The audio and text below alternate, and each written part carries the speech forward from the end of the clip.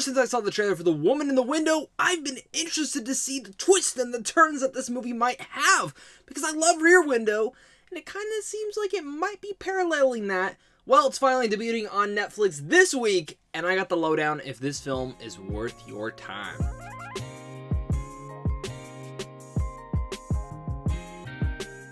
What's going on, buddy? Welcome back to a brand new movie review. My name is Zach. I am the Wolf of Geek Street, and if you guys love talking movies, then this is the channel for you guys. So make sure to hit that like and subscribe button, as well as comment down below your guys' thoughts. Did you guys enjoy this film? Are you guys excited for this one? Well, let's discuss it all down there. The Woman in the Window stars the likes of Amy Adams, Brian Tyree Henry, Anthony Mackie, Wyatt Russell, Gary Oldman, Julianne Moore, and so many more. And it's, of course, also directed by Joe Wright, who's done films like the Academy Award-winning film Darkest Hour and the critically panned film Pan. This is, of course, about an agoraphobic woman who, living alone in New York, begins spying on her new neighbors, only to witness a disturbing act of violence that again sends her into a new act of conflict. Now, I was again looking forward to this one quite a bit. I'm a major fan of Amy Adams. She is one of my favorite actresses working today. And again, like I mentioned in my intro, I love Rear Window. I love anything of that suspense where it's all really much the conflict is taking in one central location. I know this is based off a very highly critical acclaimed novel that I've put off for the longest time reading because I wanted to experience the movie with a new fresh point of eyes, and hopefully the twists and turns could actually catch me off guard. And they actually did for the most part. This is actually a pretty decent little movie. I'm not going to go out there and say it's a great film, nor am I going to say that it's one of the best films of this year, or even a terrible film.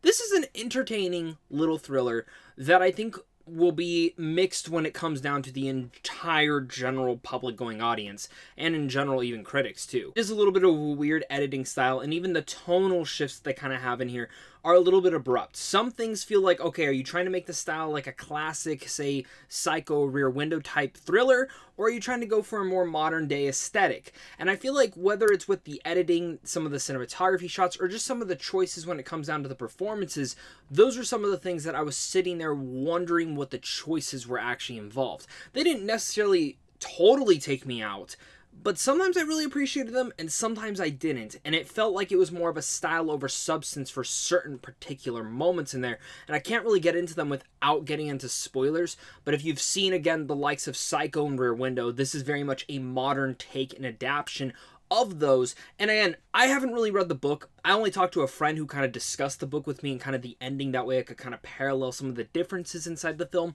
And even discussing that, it seems like, yes, the book very much is of the likes of Rear Window and Psycho, and the movie does feel that very much so. And again, like I mentioned, it's a modern interpretation of kind of both of those mixed together. Now, editing can be a mixed benefit for me, of course, because I did feel like the editing could have been a little bit better. And in fact, the film takes quite a bit of time to finally get to the actual purpose and the actual conflict that we've seen from the trailers multiple times. There's one performance in here that I definitely feel like could have been a little bit better, but even talking about the performances, Amy Adams is stupendous in here. She is absolutely incredible. I mean, she's always great, but she has one in particular scene, actually quite a few multiple scenes, but one in particular that absolutely just had my jaw on the floor. And she always has those great monologues or those great moments, but she has one in here that is just freaking awesome. And she's so great, and it's one of the biggest turning points of the entire story, because as you start to learn more about her past and why she is the way she is, it brings a lot of turmoil to yourself and really much settles you down to understand where she is coming from. And again, adds a lot of different atmospheric things that I thought were actually really unique. From a technical design, besides some of the editing things that I had, this film is freaking amazing. Cinematography at times, touching, beautiful. One in particular moment that takes place in the house, and again adds to that Amy Adams moment that I was discussing. You'll know exactly when you see it what I'm talking about, but it is jaw-dropping. And I loved how they brought that segment in and gave a lot more depth to our main character than I ever expected it actually to do. The score in here is actually quite riveting as well, and some of the production design choices, and again making the house feel like an actual character in its own, is so important for a story like this. So when it comes to mysteries and thrillers like this, the biggest aspect for me is that compelling twist and turns it's going to take. Now, there are quite a few here and there that add a lot of depth and maybe add and point your direction towards a different thing here or a different thing there. And again, the performance from Amy Adams adds a lot of that, because it's like, is she just crazy? Is it the drugs she's taking? Could it be this person that's involved? Could it be that person involved? How is this person involved? Adding in all those different elements that you kind of see from the trailer, the movie doubles down on very much so. And when the mystery finally kicks in, probably heading into the second act, the movie really opens up and fleshes out in a really, again, dramatic way that adds to her character very much so, that I really loved. And even touching into that mystery, I was wondering, am I going to be able to guess the twist and the turns? And surprisingly enough, I wasn't able to guess the twist and the turns. I was still sitting there towards the very end, and once it finally happened, I went, okay, it makes sense, but damn. I do feel like they could have probably done a little bit better piecing the puzzle there, because it does feel a little bit abrupt, and I think that's where audience members are going to feel, and even critics themselves are going to feel a little bit mixed overall with the story. Because when talking to my friend about the book, he let me know that that is set up a little bit different, and I actually think it was set up better in the book than it was in the movie.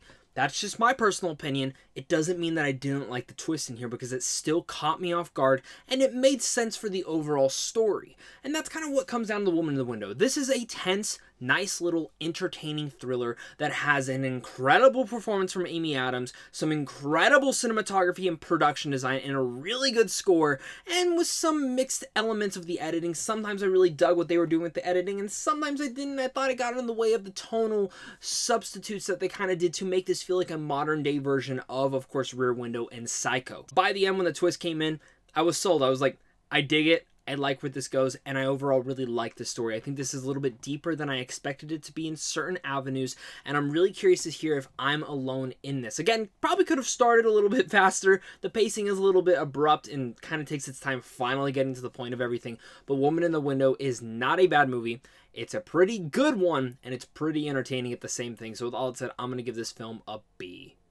Thank you once again, guys, for clicking on this. You guys are seriously all the best. Cannot wait to hear your guys' thoughts on this movie, so make sure to comment down below.